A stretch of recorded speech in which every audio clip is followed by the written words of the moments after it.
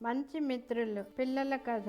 రచన K Srikrishna Bahadur. ఒక అడవిలో ఒక చోట 3 జంతువులు ఒక పక్షి నివసించేవి. స్నేహంగానే ఉండేవి. అవి నక్క, తోడేళ్ళు, కాకి, కుందేళ్ళు. తోడేళ్ళకి ఆకలి ఎక్కువ. ఒకరోజు తోడేళ్ళు ఆకలితో కడుపు గుర్రుమంటుంటే ఆహారం కోసం వెతుకుతూ అక్కడ గడ్డి కొరికి తింటున్న కుందేలుని చూసింది. అది కుందేలుని తినేయాలని దాని మీదకి దూకడానికి సిద్ధమైంది. అది చూస్తున్న కాకి పైనుండి బిగ్గరగా కుందేలు పారిపో అని అరిచింది. కుందేలు వెంటనే ముందుకి దూకి తన బొరియలో దాక్కుంది. తోడేళ్ళకి నిరాశ కలిగింది. దానికి తను కుందేలుని పట్టుకునేంత వేగంగా కదలలేనని అర్థమైంది. అందుకని అది సహాయానికి నక్కని కలిసింది.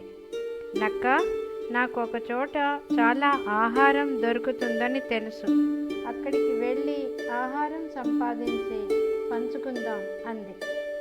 కుందేలుని తినడానికి తోడేళ్ళు ఇలా చెప్తోంది అని నక్కకి అర్థమైంది. నక్క చాలా తెలివైనది. అది తోడేళ్ళతో రావడానికి ఒప్పుకుని కాకితో రహస్యంగా ఒక పథకం చెప్పింది. నక్క, తోడేళ్ళు రెండు కలిసి కుందేళ్ళు బొరియ దగ్గరికి వెళ్ళాయి. నక్క క్యారెట్లు పట్టుకుని వెళ్ళింది. కుందేళ్ళు, బయటికి రా, నా దగ్గర క్యారెట్లున్నాయి అంది. తోడేళ్ళు ఒక పొద వెనుక దాక్కుని సిద్ధంగా ఉండగా కుందేలు జాగ్రత్తగా బయటికి చూసింది. తోడేళ్ళు దూకగానే కాకి అరిచింది. నక్క ఒక పెద్ద రాయిని తోడేలున్న పొదవైపు తన్నింది. రాయి తోడేలు తోకకి గట్టిగా తగిలింది. అది బాధతో అరిచింది. కుందేలు తిరిగి బొరెల్లో దాక్కుంది. తోడేలు కోపంగా, నక్క, నువ్వు నన్ను మోసం చేశావు అంది. లేదు, నేను ఒక అమాయకపు స్నేహితుడి ప్రాణం కాపాడాను.